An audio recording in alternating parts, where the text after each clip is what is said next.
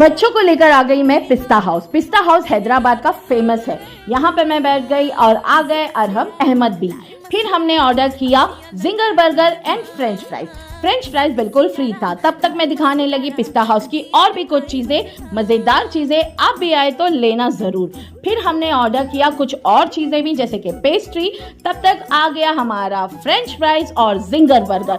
ओफो, अरहम की खुशी तो देखो। उसके बाद हमने खाया सब लोगों ने जिंगर बर्गर और फ्रेंच फ्राइज। फिर मैंने मंगाया पेस्ट्रीज।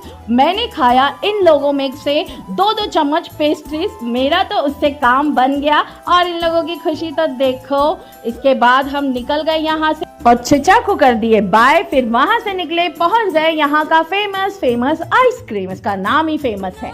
मैंने यहाँ पे मंगाया मैंगो आइसक्रीम, मेरे लिए स्ट्रॉबेरी। मुझे स्ट्रॉबेरी अच्छा नहीं लगा। उसके बाद मैंने खाया पानी पूरी। ओके, टाटा बाय बाय, मिलते हैं नेक्स्ट व्लॉग में। Bye bye.